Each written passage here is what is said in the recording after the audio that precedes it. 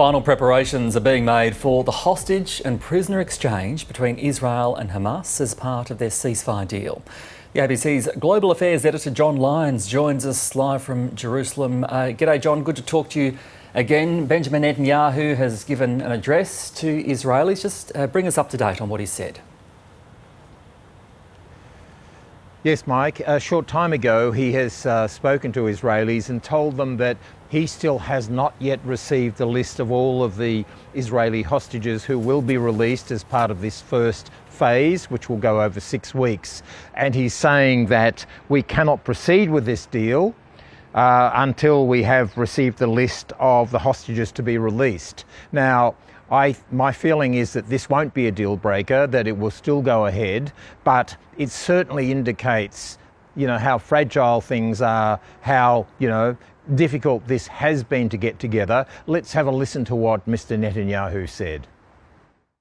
Both President Trump and President Biden gave full support to Israel's return to fighting. If we were to come to the conclusion that the negotiation on Phase B is hopeless, I appreciate President Trump's decision to remove all the remaining restrictions on the delivery of essential weapons to the State of Israel. If we have to go back to fighting, we will do this with new and forceful ways. I guess the hope is that this is just a bit of posturing, John Lyons, and it shows, doesn't it, that there's just no guarantee. Well, that's right. I think it will happen. Both sides want it to happen. There are, still 98, we believe, hostages, Israeli hostages in Gaza.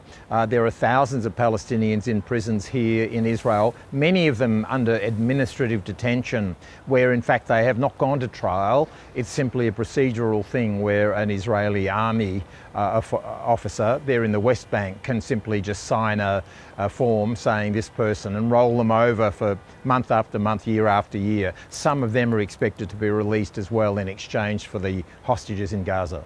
John, it sounds like this is going to be logistically complicated. How do they actually go about it? And I mean, there's a degree of goodwill and trust, isn't there, on either side? Well, nobody quite knows exactly because the location of the hostages, of course, Hamas are keeping that secret because they don't want Israeli special forces or others to go in there and to get those hostages or know where they might be in case the deal falls through. So the reality is that nobody really knows where they are, including the Red Cross, the Israelis. So tomorrow, from 5:30 Australian Eastern Daylight Time is when the ceasefire begins, and then after that, these 3 hostages in Gaza, 3 Israeli women, young women, will be taken from locations which we don't yet know, probably to the border with Egypt, handed to the Red Cross, and then the Red Cross and the Egyptian authorities will bring them around back to the Israeli border into southern Israel. They'll be flown by Israeli army helicopters into an army base in the Negev desert where they're likely to be put through a very thorough medical, psychological and physical tests, then taken to hospitals in Jerusalem. At the same time, in the West Bank behind me here, I'm in Jerusalem now, about 95 Palestinian prisoners, mainly women, but as many as 10 children will also be released, put into buses and taken to various locations. So it will be an incredible logistical operation. John Lyons, thank you so much for your time and your insights from Jerusalem. John Lyons, Global Affairs editor for the ABC. Well, let's now get more on the families in Israel waiting for their kidnapped relatives to be released in the first stage of this ceasefire. And Middle East correspondent Matthew Doran sent this report from Tel Aviv. There are thousands and thousands of people here in central Tel Aviv at the place which has been dubbed Hostages Square, the focal point for hostages' families and their supporters throughout this long 15 months of war and the ordeal that they have experienced. There are 2 words which sum up the atmosphere here tonight. They are hope and anxiety. We just came here to hug the families and to support them, that's all. We can't do anything. We just hope it will really happen. It will really happen because we don't trust our government. We just hope that the American elected president will keep pushing our government to do it until the end. There is also anger here, anger towards the Israeli government and its Prime Minister. The feeling is that this ceasefire and hostage deal happened despite Benjamin Netanyahu, not because of him, and that there is one man who should and will take credit for it. It's the saying of Mr. Trump that asked the parties to end the war and put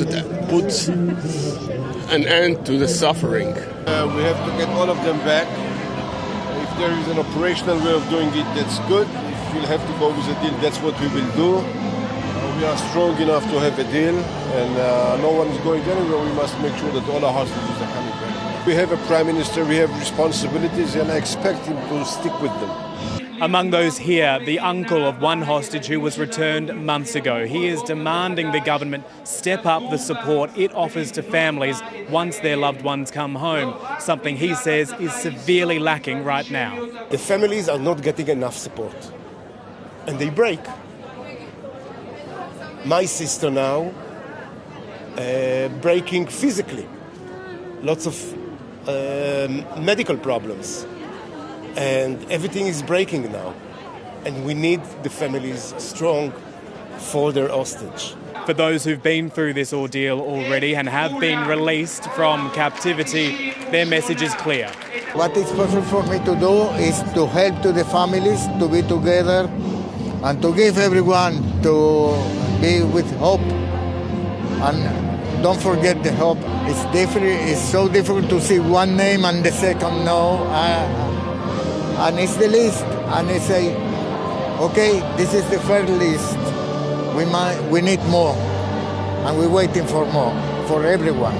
Those gathered here are promising to continue rallying until all of the 98 hostages are released, more than just the initial group of 33 slated to be freed in this first stage of the ceasefire.